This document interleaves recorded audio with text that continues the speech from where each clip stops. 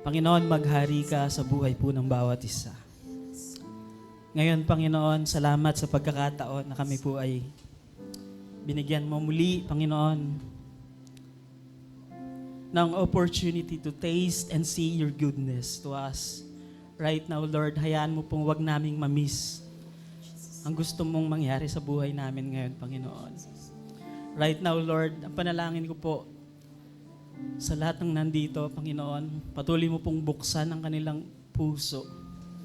Buksan mo po ang kanilang isipan, Panginoon, at hayaang mapapasok, Panginoon, sa kanilang mga puso ang inyong salita, Panginoon, na nagbibigay buhay.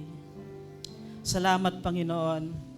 Patuloy ko pong tinataas, Panginoon, ang service na to. Use my mouth, Lord, as your mouthpiece.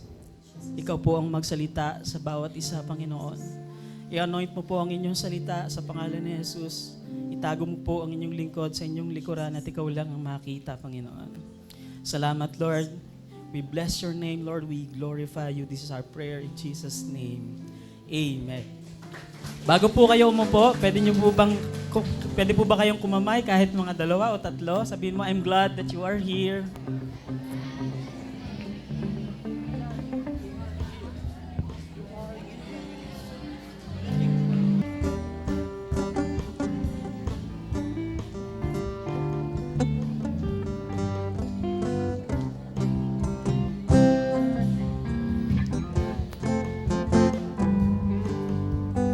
So please find your comfortable seat. So tayo po ay nandito sa church, yes. But be comfortable. Akuin nyo pong ito ay parang bahay nyo, no? Siguraduhin nyo lang po na kapag itinaas yung paa, mabe-bless po yung kasama nyo. Okay? Pwede mo po bang sabihin sa katabi mo, wag mo muna akong guluhin. Ayun. Magpo-focus lang ako sa Lord. Ayan. So, salamat po, music team, sa assistant. Tayo nag-iisip kung ano ang direction ng gusto mo. Yung iba nag-iisip ng mag-apply. Yung iba naman gusto nang mag-resign. Yung iba naman ay gusto namang magpahinga sa pagtatrabaho. Diba? Yung iba gustong nang magkaroon ng beloved. Sa matagal mo nang inaantay, so maybe this year will be the year of your answers. Okay? So, ayan po, tayo po nung nakaraang linggo ay pinagpala ng ating Ate LV sa pag-share niya ng ating topic, which is, ngayong taon na to, ang topic natin is Christ is the answer. This January, Christ's sustenance is the answer. Okay, so ngayon po, bago po ako mag-start, allow me to start it with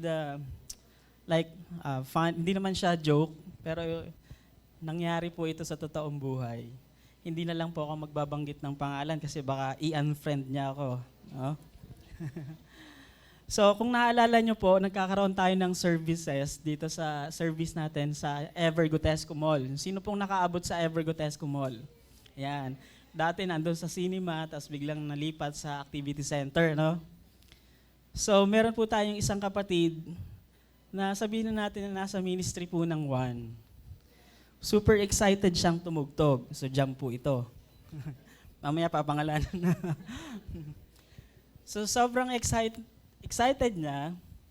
Dala-dala yung excitement, of course. Pag akyat niya ng stage, dala-dala niya yung gear niya. Guitar, effects, and also yung amplifier provided naman ng supplier. Masaya siyang umakyat ng stage. And then suddenly, napapansin ko siya medyo parang balisa. Parang I saw him struggling and later on, parang he looks around. Naghahanap siguro ng tulong. Tapos nakita niya ako, sabi niya, "Man, pasuyo naman, baka pwedeng matulungan mo ako." Sabi ko, "Bakit?" Di kasi nagpa-power on yung amplifier. So sabi ko, bakit? Imposible naman. Nakabuhay naman yung lahat. Yun nga yung pinagtataka ko Sabi niya, nakabuhay naman lahat. Pero bakit hindi siya nagpa-power on? So nakita ko, medyo sabihin na natin, medyo frustrated siya that time at medyo sabihin na natin, he is about to be pissed off. So nilapitan ko na kasi kinakalampag niya na yung amplifier. Kunwari yun, no? Ginaganon niya, oh. Tapos pinaltan niya na ng cord, yung likod, para magkaroon ng power. And then syempre ako, medyo confused din, bakit nga ba? So umakyat ako sa taas. Pag akyat ko, hinanap ko to, ito yun eh. Parang ganyan. Tapos, sinundan ko kagad yung power source. Tapos nung nakita ko, ganito siya.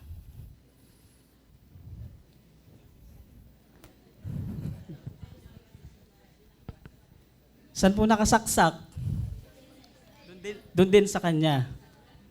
So, nagtawanan na lang kami doon. Eh, hindi talaga gagana yan kasi sa nakasaksak sa kanya. So, yun po yung, alam niyo yun, it's funny to think that we are struggling to power up something, but we neglected to check if it is really connected to the power source. At yun po yung gusto ko pong i-share ngayon. Hindi po itong extension. This plug, it should be plugged into the power source, right? Dapat, kasi para magkaroon siya ng source. So ngayon, makikisuyo na lang po. Tapos na po yung props. Ayan. May related po doon yung gusto ko i-share sa inyo. It's about away from the source and away to the source. Away from the source, away to the source. So ayan, napakahirap po na syempre may mga appliances tayo, may instruments na kailangan ng power. Pero hindi naman natin isasaksak sa power source. So useless, right? Buksan po natin ang ating Bible, kung meron po kayo, sa John 15 verse 4 to 5. Sabi doon, sabayan niyo po ako, abide in me, and I in you, as the branch cannot bear fruit by itself, unless it abides in the vine, neither can you unless you abide in me. I am the vine, you are the branches. Whoever abides in me, and I in him, he it is that bears much fruit. For apart from me, you can do nothing. Everybody say, apart from me, you can do nothing. Ayan. According to this passage, the Lord has an invitation to everybody, to all of us, to abide in Him. Pero hindi lang po natatapos doon. He is presenting Himself to abide in us too. Ang ganda po, di ba? Yung hari ng mga hari, yung Lord, yung mismong vine, ay nagbigay ng invitation sa atin. Ang sabi niya, makikonek ka sa akin. Pero ako din sa'yo. Abide in me, and I in you. Of course, the source of nutrients na kailangan ng sanga, the source of everything, and the source of life is presenting Himself to abide also in us. Hindi po ba napakasarap pakinggan nun? Na yung mismo, if you are the branches, yung vine mismo ay nagre-request na makikonekta rin ako sa'yo. Dapat parehas tayo. Yun po ang ibig sabihin ng abide. Hindi lang siya basta connect. Parang abide in the law of the land. Kailangan mong sumunod sa trapiko. Hindi pa pwedeng isang beses lang. Kailangan parate. Kailangan nag-i-endure. Kailangan po yung word na abiding. For what purpose? Bakit ba natin kailangan kumonect? For one purpose, that is, He may see us bears much fruit through Him alone. Gusto po ng Diyos, mamunga ka. Sabihin mo nga po sa katabi mo, mamunga ka. Yan. Ano po bang fruits ang gusto niya? What kind of fruits that He wants us to bear? Pwede po bang, hindi ko alam kung nakakita na po kayo, no? Nakakita na po ba kayo ng mangga na na bumunga ng papaya?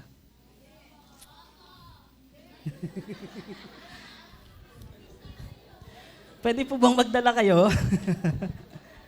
Or nakakita na ba kayo ng papaya na namunga ng mangga? Hindi pa. Okay. According to this text, he said that he himself is the vine. Sino yung vine? Christ. Because Christ is the vine, the branches should bear or possess Christ-likeness. Sabihin mo ka sa katabi mo, Christ-likeness. And that is the fruit of the Holy Spirit. Yan po ang gusto ng Panginoon na bunga.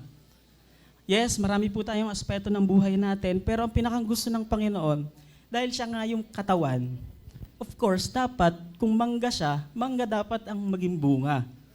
But because He is Christ, Christ-likeness dapat ang nakikita sa'yo, ang nagiging bunga mo. Pwede mo bang tingnan yung katabi mo? Sabihin mo sa kanya, may Christ-likeness ba ako? Ayan. Ano pong nakita nyo? Nalaglag na po ba yung bunga niya? Sabi po, ano po ba ang bunga niya? Nang sinasabi doon. Galatians chapter 5 verse 22 to 23. But the fruit of the Spirit is love, joy, peace, forbearance, kindness, goodness, faithfulness, gentleness, and self-control. Against such things, there is no law. So, ayun nga po. Nakita mo ba sa katabi mo yung lahat ng fruit na yon? Meron po ba siyang love? Meron ba siyang joy? May kapayapaan ba na nararamdaman ka? May matyaga ka ba? Or mabait ka ba? Mabuti ka bang tao? Faithful ka ba? Gentle ka ba? O ikaw yung madaling magalit?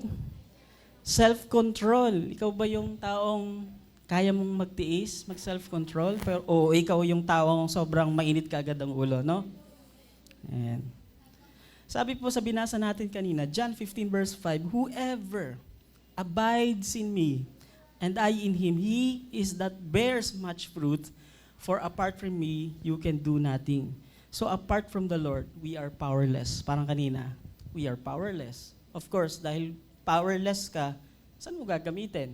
Useless and fruitless.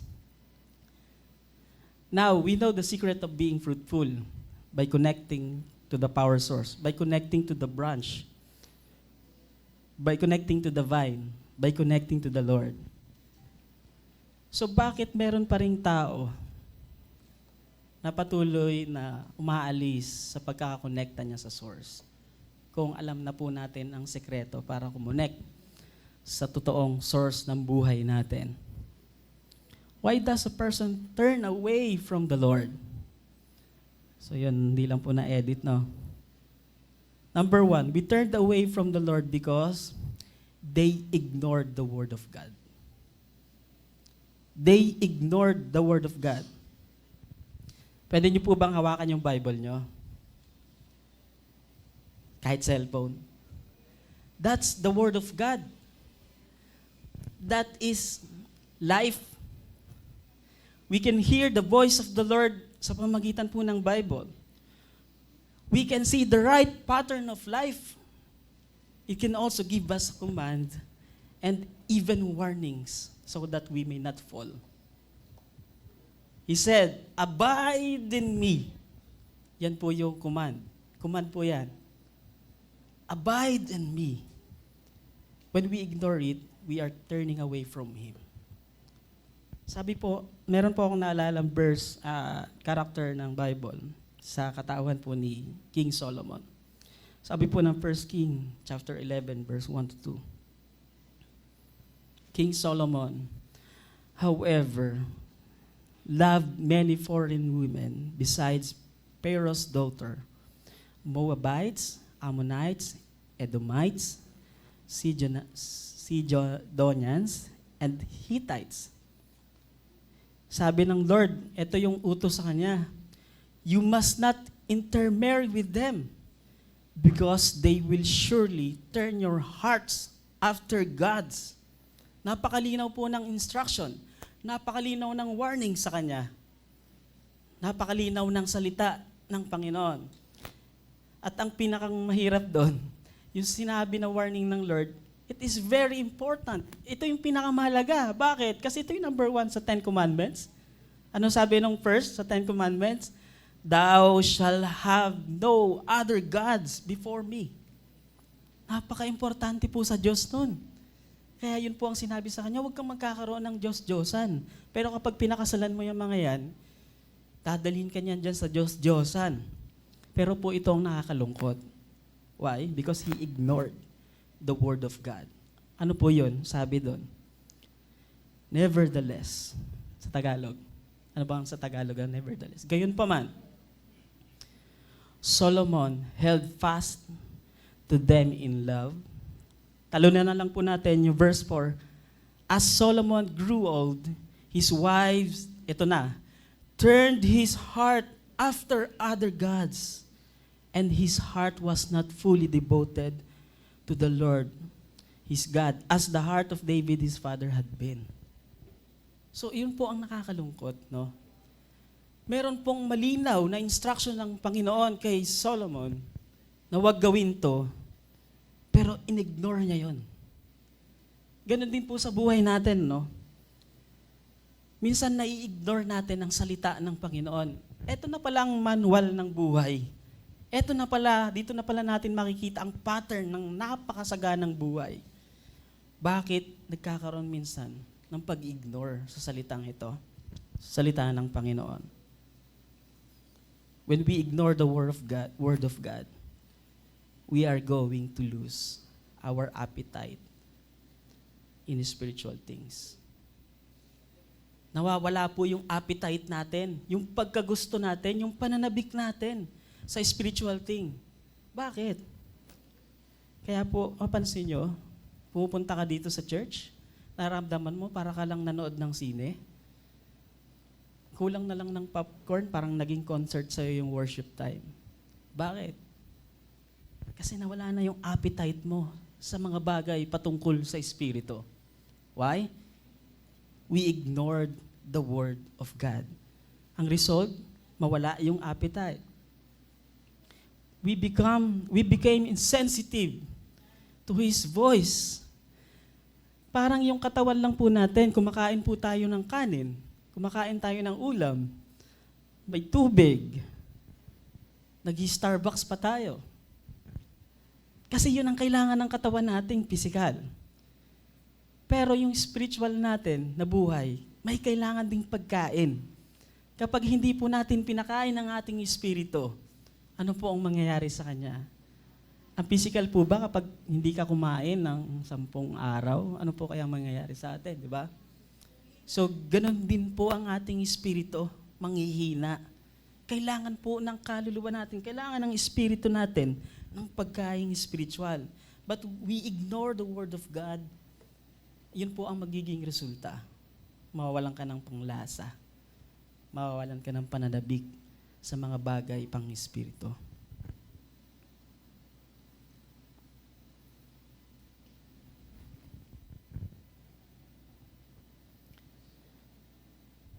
So, ganun din po, nawawala yung sensitivity natin sa voice of God.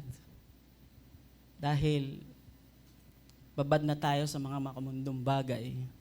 We ignore the Word of God. Nakakalimutan natin na nangungusap na pala ang Panginoon sa atin. Parang sa trabaho po, di ba? Hindi mo pinakinggan yung boss mo.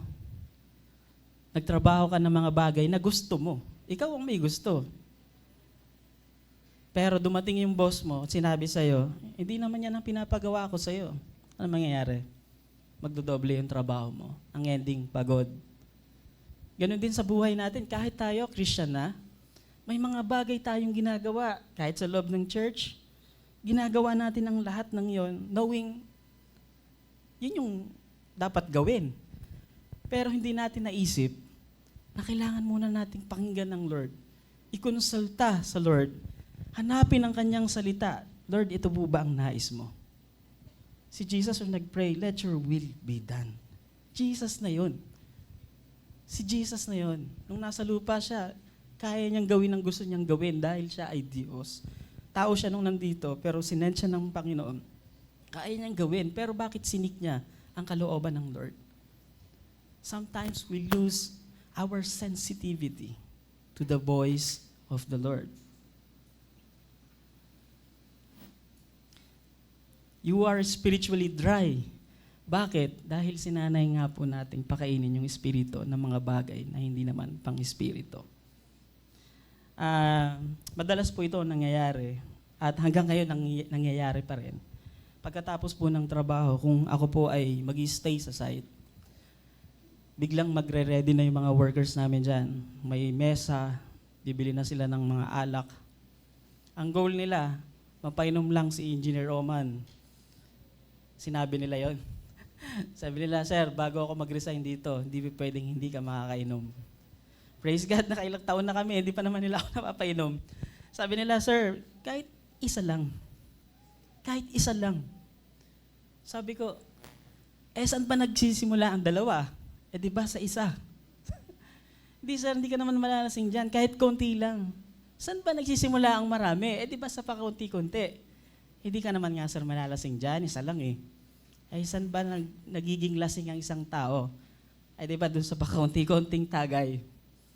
So, marami na beses, kahit yung boss ko na may-ari ng kumpanya, nagbigay sa akin, bro, isa lang. And yung mga managers, oy, may-ari yan ng kumpanya. Wag mong mapahiya. So, sabi ko, sir, sorry, sabi ko na, hindi ko gustong i-disrespect kayo, pero hindi po talaga ako makakainom. Then, sabi niya, okay, gumanon lang siya. And after siguro 1 year, nagtagal pa naman ako sa company na yon, nag-resign ako.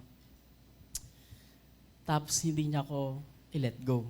Sabi niya, naalala mo yung pinainom kita? Tagal na nun. So tumatak pala sa kanya yon. Nung pinapainom kita, tinitingnan ko kung bibigay ka eh. Pero may paninindigan ka, sabi niya sa akin. Baka pwedeng pag-usapan na lang natin ang sahod mo kasi hindi ka nagre-request ng taas ng salary. Baka pwedeng pag-usapan natin. So, may impact pala yung pagpili mo ng integrity mo over your reputation. Minsan, pinapahalagahan natin yung reputation mo sa ibang tao. Kasi masisira ang image mo. Mapapahiya ka, di ba? Pero kapag pinili mo ang integrity mo sa harap ng Panginoon, magmamarka yun sa kanila. Amen po ba? Piliin po natin ang ating Panginoon. Let us not ignore the Word of God. Because you are spiritually dry, you don't have the appetite to serve the Lord. Hindi lang basta sa pakikinig. Kahit yung i-assign ka, ayaw mo eh. Something wrong about it. Baka pwede mong i-check, teka, nakakling pa ba ako sa word ng Lord? O ginagawa ko lang ito out of my duty sa ministry? I-assign ka, pero medyo nagdadalawang isip ka.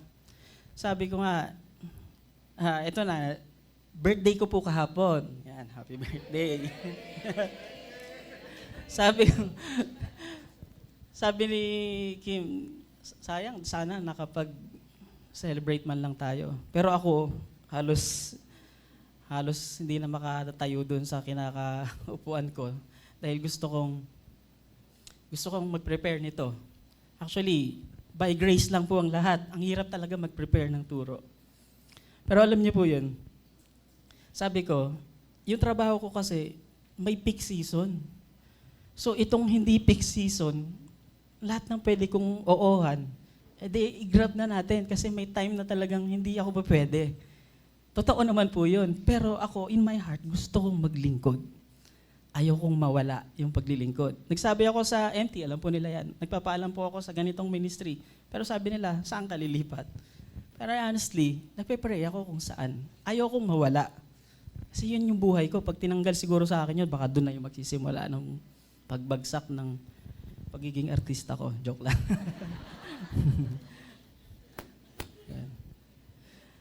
Sabi po ni Charles Spurgeon, ayan po, kilala niyo po ba yan?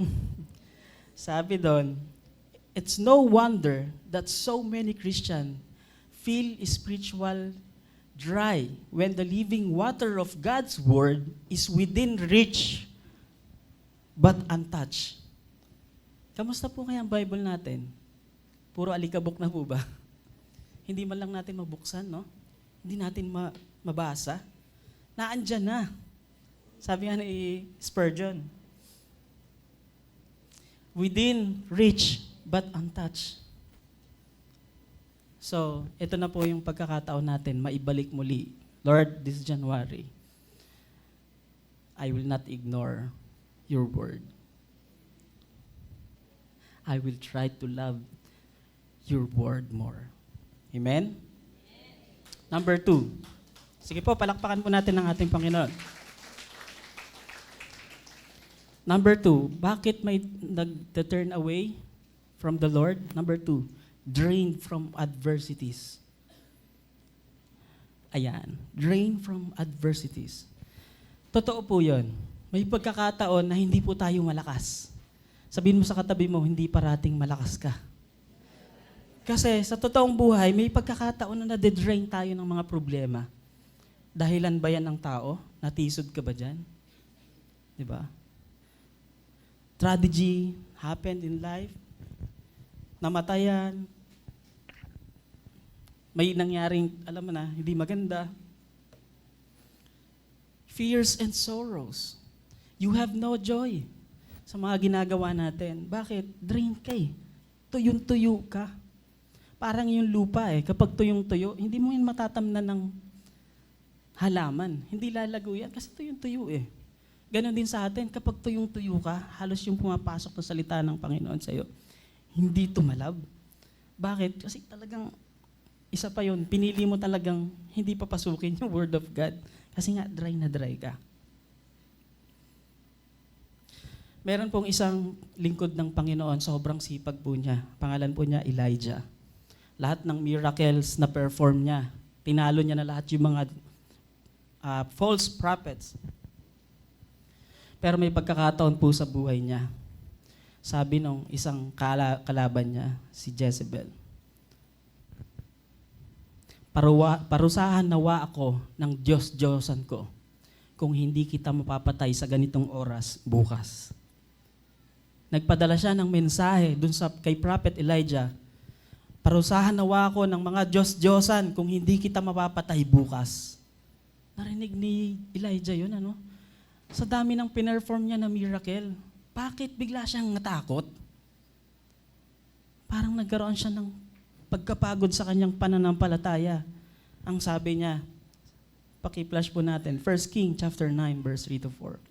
When Elijah heard this, he was afraid and ran for his life, taking his servant with him. When they came to Beersheba in Judah, Elijah left his servant there. Then Elijah walked for a whole day into the desert. He sat down under a bush and asked to die. I have had enough, Lord. Pagod na ako. Let me die. I am no better than my ancestors. Alam niyo po, hindi lang si Elijah. Maybe isa po sa atin dito.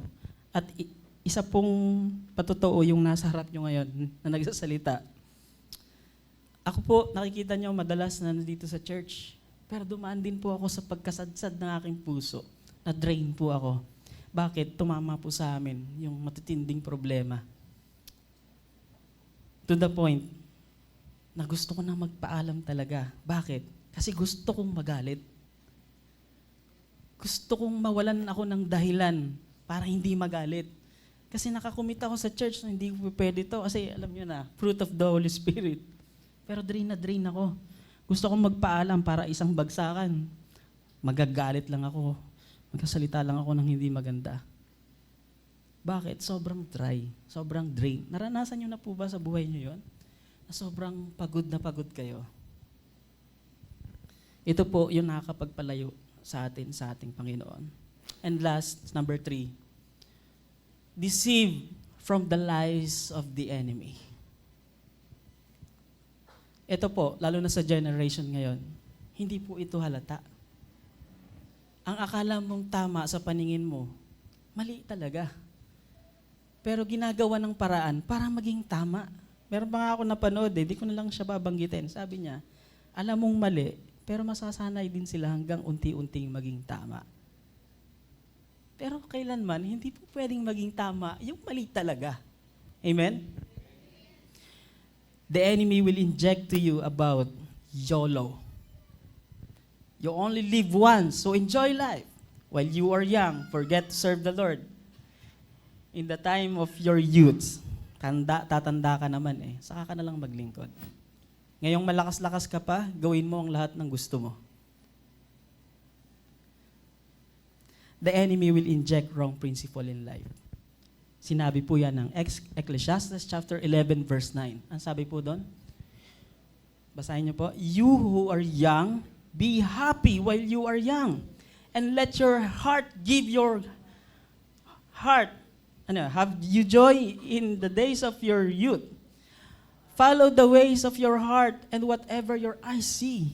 But know that for all these things, God will bring you into judgment. Huminto po kasi doon Ang sabi, mag-enjoy daw Tinanggal kasi yung isa. But know that for all these things, God will bring you into judgment. Kasi hindi natin matanggap. Teka, ba't kala ko ba mag-enjoy? Bakit may judgment nang mangyayari? Minsan, ini-enjoykan po tayo ng kaaway na you have plenty times. May oras pa. Mga kapatid, lahat ng nangyayari po ngayon, tumingin ka lang sa social media. Ito yung sign na malapit nang dumating ang ating Panginoon. Dapat hindi po tayo nalilinlang. Hindi po dapat tayo nadideceive ng lahat ng lies na binibigay ng kaaway. Malapit na pong dumating ang Panginoon. At ang hindi po alam ng karamihan, yung Jesus na magbabalik muli, ay hindi na yung Jesus na maamong muka. Yung Jesus na magbabalik muli ay isang judge. Lulupigin niya ang mga wicked. And praying na lahat po tayo dito makasama sa rapture, makasama natin ang ating Panginoon.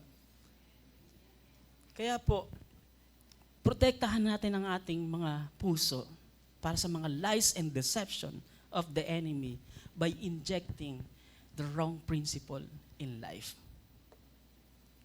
Sabi niya ng kaaway, may time pa, bukas na lang. Saka ka na maglingkod. Enjoy mo muna to. Pero si Ecclesiastes na yon, yung mga ngaral, naranasan niya na daw lahat. Lahat ng maging mayaman, lahat ng layaw sa katawan, sa mundong ito, naranasan ng lahat. But ano sabi ng Ecclesiastes? Everything is meaningless. Sabi po nung isang mayaman, sana maging milyonaryo na lahat ng tao para malaman nilang hindi pa rin ito ang totoong buhay. Hindi pa rin ito ang kasapatan ng tao.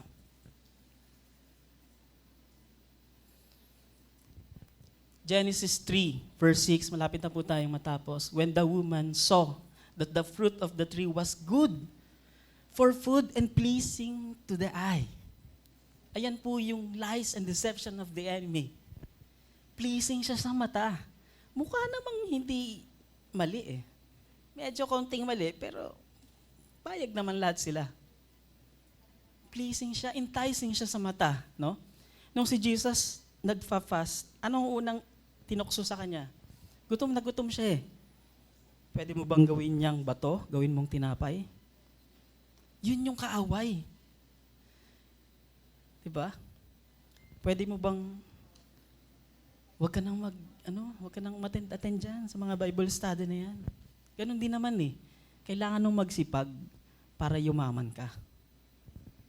May punto naman. Sinabi rin ng Bible yon, wag pakainin ng tamad. Sinabi ng Bible yon, na aanihin mo ang lahat ng iyong pinaghirapan at hindi rin gusto ng Diyos. Hindi rin gusto ng Diyos na maghirap ka. We are the head and not the tail. Pero to the point na mahalin mo ang kayamanan niyan at talikuran ng Panginoon. The source of life, the source of everything, the source of everything you need. Doon po nagkakaroon ng problema. For the love of money is the root of evil. For the love, not money. Yung pagmamahal mo sa kayamanan. Pag pinapili ka dyan, binagsakan ka ng isang 10 million at isang tatanggapin mo si Lord, anong pipiliin mo kaya? Lord, may 1 John 1:9 naman. Dito ako sa 10 million.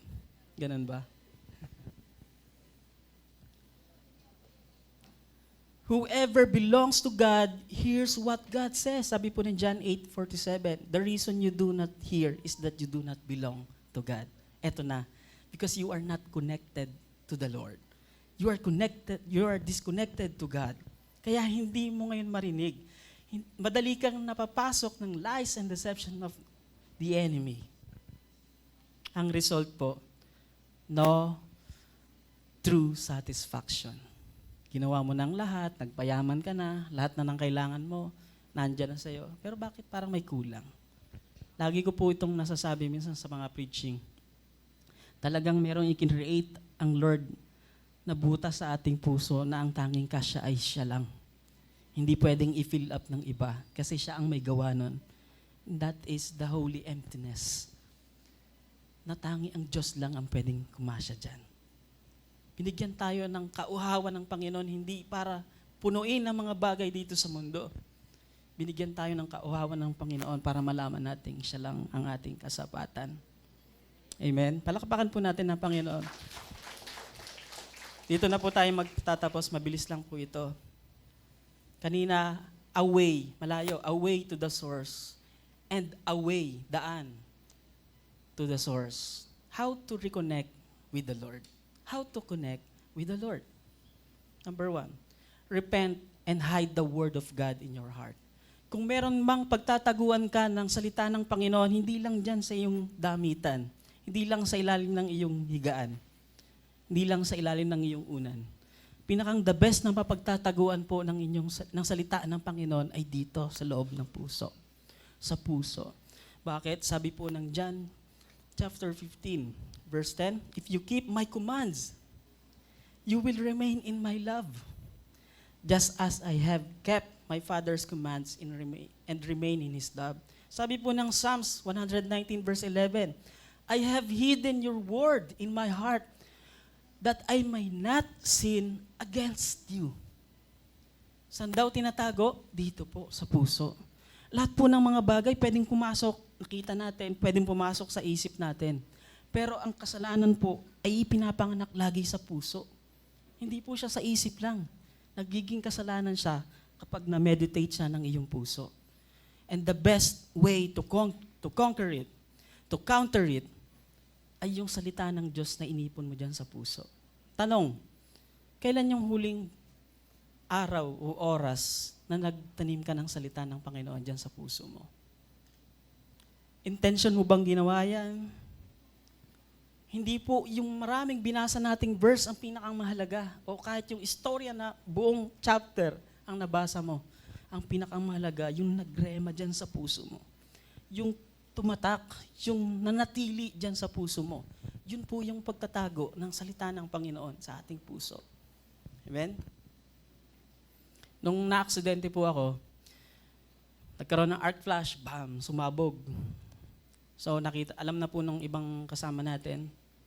At tinaningan ako, 48 hours lang daw that I will live. Pero alam niyo po yun, hindi ko mabuksan yung Bible, hindi ako makapagtingin sa cellphone. Ang nanatili lang sa akin yung mga naalala ko na salita ng Panginoon. Manlagas man ang lahat, matuyo man ang dahon at lupa, kailanman ang salita ng Diyos ay hindi magwawakas. Napakabuti ng ating Panginoon, Nasa panahon na kahit hindi mo kayang magbasa ng Bible, yung nanatili sa puso mo, pwedeng gamitin ng Lord para buhayin muli ang iyong pagmamahal sa ating Panginoon. Amen? Lagi po nating ingatan ang salita ng Panginoon sa ating puso. Number 2, depend on the Holy Spirit. Depend on the Holy Spirit. He is the living water for anyone who is thirsty and drained from any adversities. Sabi po ng John 7 verse 38, let anyone who is thirsty come to me and drink. Nadidrain ka ba sa buhay?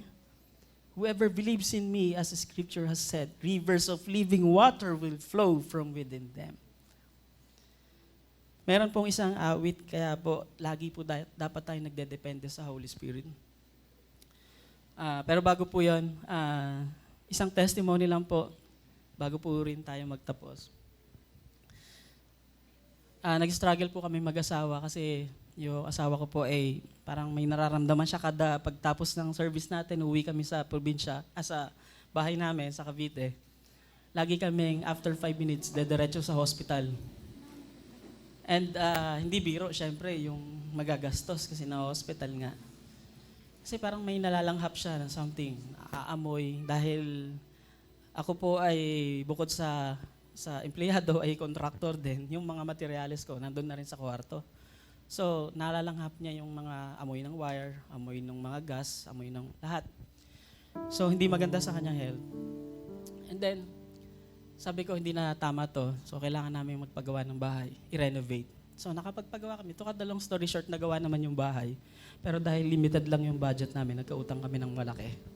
Kasi hindi talaga biro magpagawa ng bahay. Umabot kami, 500,000, lit lang naman ang bahay. Ganun na talaga magpagawa ng bahay ngayon, no? So, syempre, saan kami kukuha? Nanghiram kami. Nagpapasalamat kami kasi may ginamit ang Lord para matapos yung bahay na yun.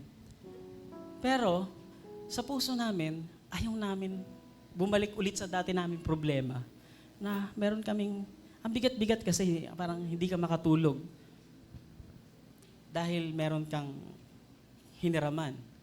Eh what if yung hiniraman mo, kailangan na din. Sila pang nahihiya sa yung singilin ka. Kasi alam nila, wala ka din.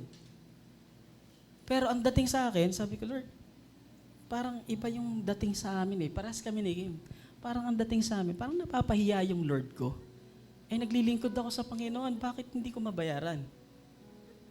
Ngayon, may nagsabi isa, kailangan niya na ng December. Sabi ko, wow. Eh, December na. Sabi ko, paano ako hahatawin nito? Ang hirap. Pero dahil nadaanan namin yung dating problema, sabi ko, ganito din yun eh. Na ang Diyos ay gumawa ng paraan. Bakit hindi ngayon pagtiwalaan ulit? Sabi ko, Lord, sa'yo namin pinagkakatiwala ang lahat. Banal na Espiritu, kailangan ka po namin. Hindi ko po kaya. Last minute, may biglang dumating ng project. Lahat ng utang na yun, bayad. Sobrang napakabuti ng Panginoon. Sabi ko, parang kabisado na namin, no? Na yes, ginagawa namin ang part namin.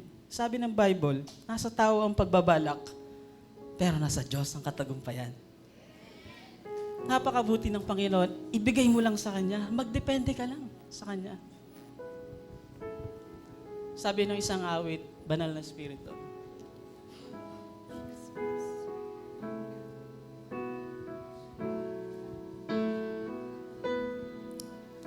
Ginagalang kita, banal na Espiritu, gawin ang nais mo sa buhay ko. Nagpapakumbaba, panahanan mong lagi ang puso ko. Manatiling nakatuon Sabi po dyan, sa'yo. manatiling nakatuon sa'yo. Manatiling nakatutok lang sa'yo.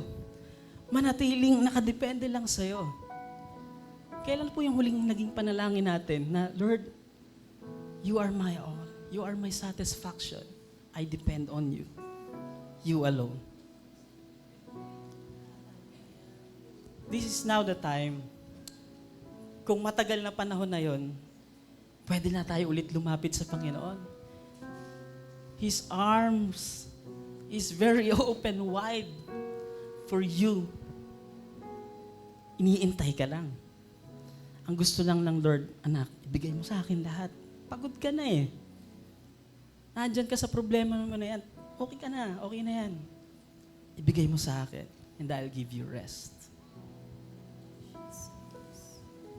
Sabi po doon sa chorus,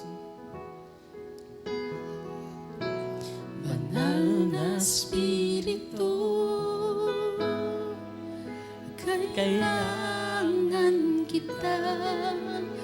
manatili ka sa buhay ko, gawin ang Taas po natin ang ating kamay. Gawin po natin yung panalangin. Banal na Espiritu, minamahal kita, ikaw lamang, ngayon at kailanman.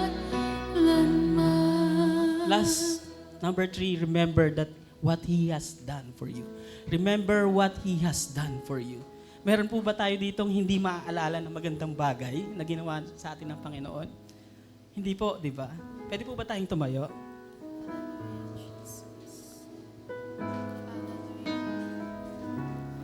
Pag-usapan pong pagbabalik tanaw sa ating Panginoon, hindi ko po mapigilan. Hindi ko po mapigilan na mabagbagin damdamin ko kasi talagang napakabuti ng Diyos. May mga ginamit na tao ang Panginoon. Yan, sila Ate LB, sila Pastora Cora. Ginamit si Ate LB mula sa Palayan, sa Mindoro. Siguro kung hindi ako napunta dito, baka hindi ako nakagraduate. Napunta ako dito, buong tapang at buong proud na proud ako na tinataas ko ang kamay ko pag tinatanong, sino na ang may trabaho dito? Tumataas ako. Anong trabaho? Caretaker. Pero proud na proud ako that time. Tinatanong, sabi ni Pastor Emil, sino na po may trabaho dito? Taas naman talaga ako. Pero caretaker. As caretaker. Kasi na-appreciate ko lahat kahit maliit kahit maliit lang yon. Dahil bihira akong makatanggap ng kahit 20 pesos sa isang buwan nung nandun ako. And kumikita ako kahit pa paano ng 2,500 naging 3,000. Itinutulong ko pa yun sa pamilya. Hinahati-hati ko pa yun. Pero may nagsabing isang kaibigan, alam mo ba, dinala ka dito sa University Belt, imposibleng hindi ka makakapag-aral. Ba't ka nandito? Hindi ko makakalimutan. Sabi ko, nga no. And then, ayun po. Nasa harapan niyo po ngayon ay isang ganap na engineer sa kabutihan ng Panginoon. And maybe soon, this year, medyo mag-elevate na naman yung license. Pero hindi yun ang lahat sa akin. Pero na-appreciate ko ang kabutihan ng Panginoon. Kailan ba may pagkakataong nagkulang ang Diyos sa akin? Ganon din po sa ating lahat. What you have to do is remember what He has done for you. Nung panahon na nasa kasalanan ka, pinulot ka, ngayon, nasan ka ngayon? Dapat sana pariwara yung buhay mo, pero nakagraduate ka. Bakit? Nandiyan ang Diyos, tinulungan ka. Yes, may ginamit na tao, pero ang Diyos hindi nagkulang sa pag-abot sa'yo. Minsan, may pagkakataon, nasisisi natin yung iba. Yung life group leader, hindi na ako na-reach out. Pero hindi, maraming way ang Lord para abutin ka. Kailangan mo lang alalahanin. Alalahanin mo lang ang Diyos. Sabi po ng Psalms 77, I will remember the deeds of the Lord. Yes, I will remember your miracles of long ago. I will consider all your works and meditate on all your mighty deeds. Sabi nung doktor, nung na-aksidente kami, 48 hours ka lang. Kasi baka napasukan na yung katawan mo ng mga sumabog, may naapektuhan na internal organ. Pero buhay tayo ngayon, and at the same time, yung kasama kong 50-50, hindi lang siya nakagaling. Tumanggap siya sa Panginoon. Kasi hindi ako papayag, sabi ko, mawawala ka na lang. Hindi ko na-share yung salvation. Pumunta ako sa emergency room. Doon sa pinakang room niya, may oxygen siya. Sumunod ka, bro, sa panalangin na to. Alam mo ba, kaya magpagaling ng Panginoon. Hindi ko sinayang ang pagkakataon na yun. Bakit? Kasi ako mismo nakaranas ako ng pagmamahal niya. Kailangan kong i-share. Madali lang pong mag-share. Minsan nga kahit di ka magsalita Basta maglakad ka lang sa harap nila na parang ikaw si Kristo. Dala-dala ang pagmamahal, dala-dala ang kapayapaan. Pag kinausap ka, nagiging peaceful siya. Alalahanin lang po natin ang ginawa ng ating Panginoon. If you know what He has done to you, hindi po mahirap i-share siya. Dahil ikaw mismo, naintindihan mo kung gaano kahalaga ang kaluluwa. Let us remember what He has done. On the cross, tinigis niya lahat ng kanyang dugo hanggang sa tubig na lang ang bumagsak dahil ubos na ubos yung dugo. Ganon tayo minahal ng ating Panginoon. As conclusion, bago po tayo mag-close, sabi po ni Charles Spurgeon ulit, nearness to God brings likeness to God. The more you see God, the more of God will be seen in you. Napakasarap pong maging mabunga bilang Kristiyano. And for you to do that, you have to connect to the source, to the right source. Hindi po ito yung kagaya ng power. Ako po ay isang electrical engineer. Kapag pinower up namin yung load break switch, meron siyang 13,200 volts papunta dun sa load. Pag may problema yung load, bang! Sabog. Pero ito pong source nakakapitan natin. Kung may problema ang load, kung may problema po ang bawat isa, hindi po kayo sasabog, hindi kayo masisira. Because the power that comes from the Lord can restore, can heal. Ano man ang dinaanan mo sa buhay, pag dumaan ang kapangyarihan ng Panginoon sa iyo, hindi ka masisira. Magiging maayos ka. Let's worship the Lord. Hallelujah. Hallelujah. Tan ko man lahat ng yaman sa mundo. Siya lang kasapatan natin. Makamit ko man Siya lang. harapan, mithin ang puso ko. Kung ako'y malalamig sa'yo at malalayo ng gusto, ay bigo pa rin, ay hukak pa rin ang puso ko. Alam nyo, may pagkakataon na pwede tayong masway ng maling prinsipyo kagaya na pinag-usapan natin kanina. Okay lang magtrabaho. Okay lang i-push yung limit mo. Pero ano nga po bang pwedeng gawin sa atin nun? Kung malilipat dun yung ating focus, kung malilipat dun ang ating pagmamahal, sa halip na ibaling natin yon sa Panginoon. Sabi dun sa isang awit na yon, makamtan ko man ang yaman sa mundo, hindi pa rin yung sapat. Kumita ka man ng malaki, and yet wala ka sa harap ng Lord, wala ka sa Lord, baliwala yan. Experience namin, meron kaming worth 13 million na project. Sabi ko, eto na yon, kikita kami ng malaki. Ilagay ko lahat ng tiwala dun sa project na yon. And then biglang nagkaroon ng problema. Karoon kami ngayon ng utang. Yung iniisip namin na kikitain doon, nawala lahat. Nagkaroon pa kami ng malaking utang. Doon ko natutunan na hindi yung bagay na yan ang kasapatan mo. Kasi sa isang iglap, pwedeng tanggalin ng Panginoon. Sabi doon sa awit, kantahin po ulit natin ng buong puso.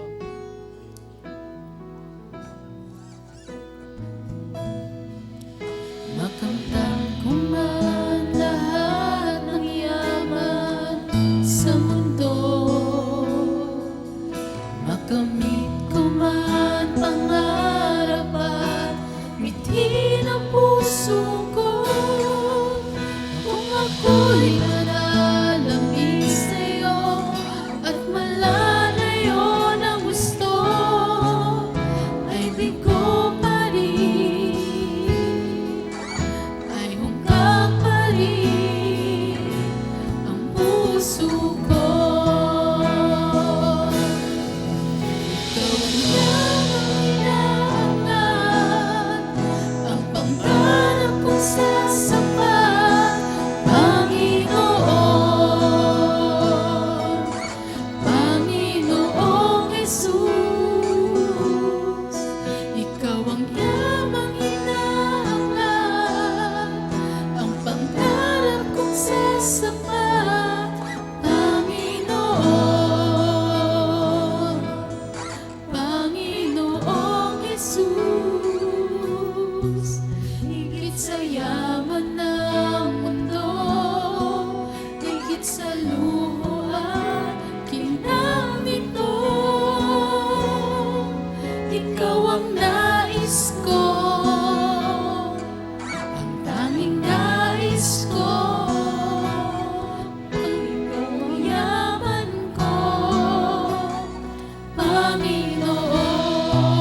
Minsan pa po, Uman lahat ng yaman sa mundo, makamit ko man pangarap at mithin ang puso ko. Kung ako'y malalamig sa'yo at malalayo ng gusto, may bigo pa rin, ay hukang pa rin ang puso ko. ikaw ang yaman. Namang hinahanap ang pangarap kong sasapat, Panginoon, Panginoong Jesus. Ikaw ang namang hinahanap ang pangarap kong sasapat, Panginoon, Panginoong Jesus. Higit sa yaman ng mundo, higit sa lubuhan, kinang ito, ikaw ang nais ko, nais ko, ikaw ang yaman ko, Panginoon. Kung meron ka mang areas ng buhay mo na kailangan mong isurrender sa Panginoon, kailangan mong muli i-reconnect sa source of everything, sa source of life, ito na yung pagkakataon na lumapit ka sa Panginoon. Come to Him, He is waiting for you. Sabihin mong lahat sa Kanya, Panginoon, ako po ay nagkamali. Nabulag po ako ng mundong ito. Gusto ko pong bumalik sa iyo. Kung meron kang paglilingkod na sa tingin mo ay nagkaroon ng panlalamig, this is the best time that you reconnect to the source. Father God, I pray that you revive their love for you. Kagaya po, Panginoon, nung pag-reaffirm mo kay Peter, Peter, do you love me? Peter, do you love me? Sinasabi sa iyo ng Lord, do you still love me? Do you still love me? Hindi niya tatanungin sa iyo, anong dinaanan mong problema? Ang tanong niya sa iyo, do you still love me? This is the right time to connect with the Lord. Pwede po bang sumunod kayo sa panalangin na to? Panginoong Jesus, Panginoong Yesus, kung may pagkakataon po kung may pagkakataon po na ako ay lumayo sa iyo, na ako'y lumayo sa iyo, iniimbitahan kita iniimbitahan kita sa aking puso sa aking puso na manahang muli. na manahang muli. Ikaw ang kailangan ko. Ikaw ang kailangan ko. Sinusuko ko sa iyo Sinusuko ko sa iyo ang aking buhay. ang aking buhay. Nakikita mo ang lahat Nakikita ng mo ang lahat aking mga kasalanan. ang aking mga kasalanan. Hugasan mo po ako. Hugasan mo po ako. Baguhin mo po ako. Baguhin mo po ako. At ikaw Ikaw ang maging Panginoon na tagapagligtas ko. maging Panginoon at tagapagligtas ko. Sa pangalan ni Jesus. Sa pangalan ni Jesus. Ako na lang po manalangin. Panginoong Jesus, alam mo po ang kanilang pangailangan. Alam mo po ang kanilang dinadaanan ngayon, Panginoon. Panginoon, maring sila ay nasa crossroad na mimili ano ba talaga ang direction. Panginoon, ipakita mo sa kanila yung tamang direction na tatahakin nila. Sa iyo lang po ito nanggagaling, Panginoon. Sabi mo nga sa iyong salita, Panginoon, nasa taong pagbabalak, pero nasa iyong katagumpayan, Panginoon. Lord, ino-offer namin sa iyo ito, Panginoon. Panginoon, hayaan mo pong umuwi kami dito ng sobrang pinagpala ng inyong salita. Sobrang pinagpala, Panginoon, sa lahat ng aspeto ng buhay. Lord, I pray sa bawat isa po sa narito, Panginoon. Lord, surpresahin po sila ng pinakamagandang bagay, Panginoon. Higit sa kanilang ipinanalangin, Panginoon, maaring sila po ay nanalangin ng matagal, Kung ano man yung panalangin na yun, Panginoon, Lord, ipagkaloob mo po yun sa pangalan ni Jesus. Sa pangalan ni Jesus. And Panginoon, hayaan mo po ang araw na to ay magpasimula, Panginoon, maging simula ng kanilang panibagong buhay sa iyo, Panginoon, na merong totoong relasyon sa iyo, Panginoon. Marami pong salamat, Lord. At hayaan mo po na bawat isa sa amin, Panginoon, ay maging mabunga. Yung bunga na gusto mo po sa amin, Panginoon. Maging kagaya ka namin, Panginoon, na punong-puno ng pagmamahal, kapayapaan, pagtsatsaga, self-control, Father God. I pray, Lord, ang lahat ng bunga ng banal na Espiritu ay maranasan po ng bawat isa. Salamat, Lord. We bless your name, Lord. Pwede po bang itaas natin ang ating mga kamay? Panginoon, mula po sa aming kinatatayuan hanggang dyan sa trono ng kalangitan mo, Father God, niaalay naming lahat at tanggapin mo po ang pinakamainam, pinakamataas na pagsamba sa pangalan ng aming Panginoong Jesus. Everybody say Amen.